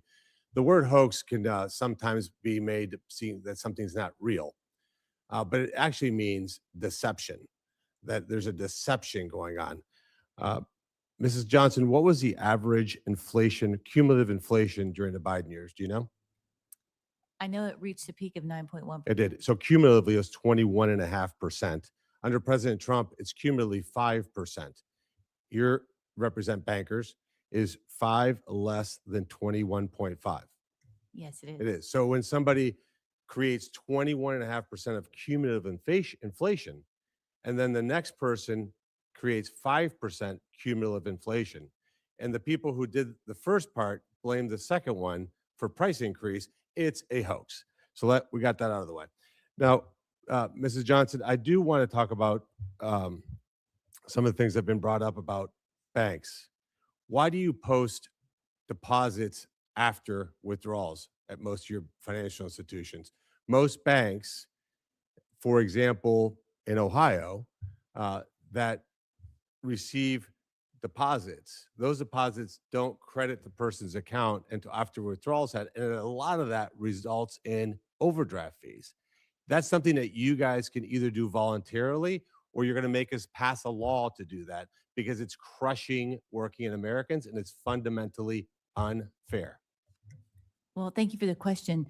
Look, there is a lot of technology on the back end, and a lot of Just banks do, have just do it the improved right way, though. Just do it the right They've way. improved You it. shouldn't But have people overdraft whose is- paychecks are coming in and you don't take that into account until after you've counted all the withdrawals. Just bad practice. Just don't do bad things and make us have to do that. In turn, you were talking about also these 0% interest offers. nothing has crushed working Americans more than 0% interest offers, where now you have compounding interest that's due as a result of these offers. And these people get absolutely destroyed and crushed. Don't do things like that. And certainly don't take a victory lap for offering those types of things. All you do is you give an opening to the people who think that that kind of bad behavior is unnecessary. Could I give just a quick response here? Sure. So a couple of things. One, APRs are comprised of a number of different things: cost of funds, credit risk, fraud, operational costs. I get all The that. increase in APRs has been driven primarily. I'm talking all about the Fed's- compounding interest, the fact that you send people magic checks that make them think that it's 0% interest. They miss the payment by 1 day, and you pay retroactively for every single month. Yeah, I just don't know don't if- do. I don't know I'm if just fraud telling is you. that. Look, Yeah. if you want to I have, don't think I've if you want to have good cooperation from people who care about working Americans, which is Republicans and Democrats, don't do things like that. That's just my advice. You can take it or not take it. In terms of you, Mr. Brown, what is the position of the National Association of Realtors when it comes to the institutional investor ban? Institutional investor ban? Yes. Prohibiting large, giant Wall Street firms from buying homes in the MLS, competing with ordinary Americans. Is that a good thing or a bad thing? I think that institutional investors are a problem in some communities. They're certainly not the cause. I'd say there's a cause. Do you Okay. support not having institutional investors compete with individuals to buy a home? Yes or no? Yes. You do. Good. Okay, perfect. And I'll turn over to you, Dr. Morgan. Sorry. What does a dozen eggs cost today? The last time I bought them where I lived, it cost about $7. Oh my God, you need to move. You would fail the prices right dramatically. I do need to. The average price of a dozen eggs is $2.19. We are going to send the police after the grocery store where you do business. Do you know what it was under Biden? Obviously you don't, because you didn't know now. It was $2.65. Is $2.19 less than $2.65? It is. Okay, perfect. So then prices for eggs have gone down from Biden to Trump. What's the price of a barrel of oil today? I don't know off the top of my head. I think it was $100 a barrel. It's 73. Okay. What was the average price during the Biden years? I don't know. It was 82. So the price of a barrel of oil has come down. What is the price of what is the most commonly used fertilizer for farmers? I don't know. It's nitrogen. What is the cost per ton under Biden for nitrogen fertilizer? I don't know, but can I? So it's $1,000 a ton. It peaked out at 1,600, and now it's 800, half of the peak under Biden. Is it all right for me? Let me just Okay. just I would love again, to be able to you are not the contestant on the next Price is Right. You would not do well. Okay. In terms of electric vehicles, do you think it's good public policy to offer $7,500 to multimillionaires to lease foreign luxury vehicles? I don't believe that's happening. No, it's not happening. You're exactly right. That one you got correct. It's not happening because Republicans got rid of that in working families tax cuts. It was absolutely happening under the Biden years. In fact, 250,000 people got $7,500 to lease luxury electric vehicles. Was that a good decision or a bad decision? Senator Moreno, I think these questions are very important, but I just have to say Donald Trump is the president right now, and prices are extraordinarily high. People are having Not to skip eggs, meals not and oil, having to- not fertilizer, and now we have. I just this- think and now we have telling people that prices are not high prescription is drugs. not going to work. Prescription drug prices on TrumpRx.com are down 85 to 95% for 836 of the most commonly used drugs. We've So, tried. so my point is that when people create a forest fire and then blame the other person for said forest fire, I would call that a hoax. Thank you, Mr. Chairman. Senator, you now have 6 minutes. Thank you so much, Mr. Chair. To you and Feliz Cumpleaños to our ranking member who just had a birthday yesterday. This was the saddest exchange that I've seen. And with all due respect, I think it really does underscore the problem that we have in our country right now.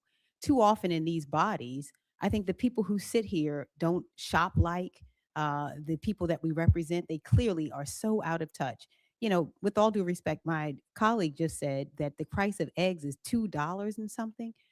I don't know what in the world grocery store. I don't know that people even grocery shop apparently for themselves, because I'm in the grocery store every week and I'm paying $7 for a dozen eggs. And that is the issue that we face right now. So I appreciate the opportunity to talk about affordability because the reality is that in this administration, we are now in an economic disaster in our country. And this is not hyperbole. The people in America are tired of being told not to believe their lying eyes. those who shop like, who buy gas, who pay for utilities, we are living a whole different existence apparently than the people who are supposed to represent us. These are the facts. 4.2%. This was May's inflation rate. And the prices have risen steadily under President Trump's administration.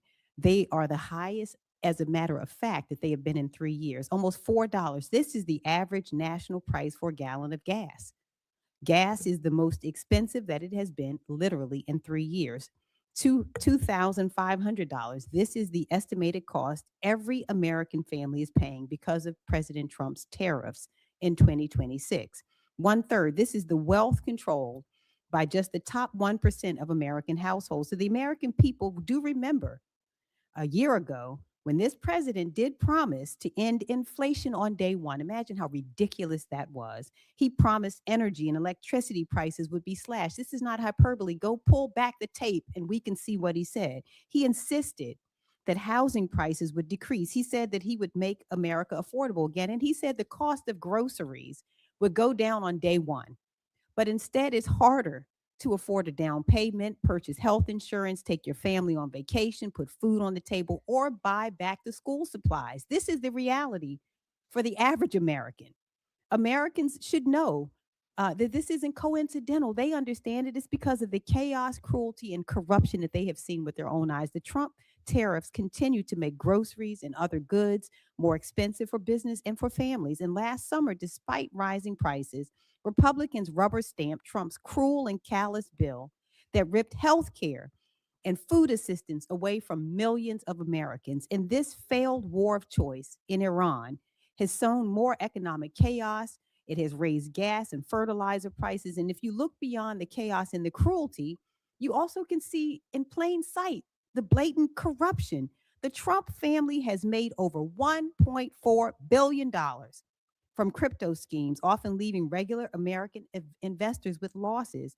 A Trump family business is on the fast track now to become a bank, saddling everyday Americans and community banks with more risks. And fraudsters and scammers continue receiving presidential pardons because they are friends of this president. The loot, I have to tell you, the smash and grab that's happened with this administration means the loot is literally hanging out of their pockets. And they're betting that Americans won't pay attention. But while this administration continues to fail, we're working to make bipartisan progress. I'm so proud to be on this banking committee. I want to thank our chair and ranking member for the tremendous work that they have done on the Road to Housing Act, which the Senate passed last night. What a miracle it was to see it passed by such a large margin. And the Road to Housing Act is proof that Congress really can rise to the occasion and do what's right. And I am particularly proud of provisions that I champion, which will make it easier for banks to invest in affordable housing and create a federal grant program for people to make essential repairs to their homes so they're not forced to sell or to foreclose. While families are priced out of home ownership and the dream of a stable house is slipping away, Congress took a big step forward to expand the housing supply, reduce red tape, and make home ownership more affordable. Now, this is worth celebrating. Our kids deserve it. They deserve it. My 21-year-old daughter, who is so different than her grandparents, my parents married at 21 and 22, and within 5 years of their marriage, they could buy a modest home. The average age of a first-time home buyer is 40 years old.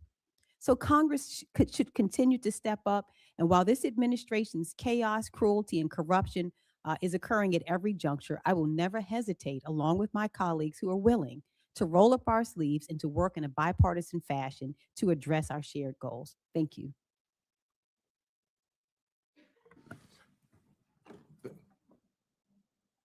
Senator, you're done?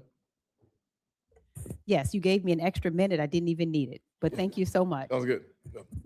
But let me just say, for senators who wish to submit questions for the hearing record, those questions are due 1 week from today, Tuesday, June 30th. Witnesses have 45 days from that day with answers. I will say that this has been, frankly, I think a constructive hearing, not always positive, but always constructive. However, as it relates to the ranking member and I looked up the price of eggs so that we would be on the same page. Literally, the price of eggs go from about $1.79 at Wegmans in my neck of the woods, which I didn't have to look up because in South Carolina you can get eggs for about $3 a dozen. Elizabeth, ranking member, did find some for as high as $9 for eggs. I will simply say that the ability to compare prices from the Trump administration to the Biden administration, I'll take that comparison even now, almost any day of any week on any topic.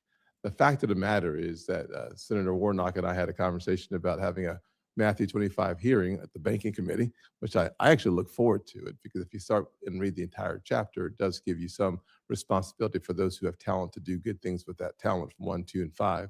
It also goes into bridesmaids and lots of other conversations, but it does get to the place where we are asking ourselves really important questions about how we treat each other. Really important. I'm not sure that we always remember that when we're having a conversation with others, but I think it's incredibly important for us to recognize the importance of loving your enemies and praying for those who persecute you. At the same time, taking a look at those who are struggling. There are multiple ways to try to address the issue. I think both sides try to do so. Sometimes I became a Republican as a guy who grew up in poverty in a single parent household, because after taking a serious look at the consequences of good policy and bad policies, not good intentions and bad intentions, I decided the best way for me to impact communities that were struggling was by being a Republican. However, on this committee, we should continue to have the type of engagement that allows the public to see disagreement without being disagreeable. And ultimately, I think that we achieved that goal today. However, I do look forward to the opportunity to have a discussion about Matthew 25 sometime in the near future. Hearing adjourned.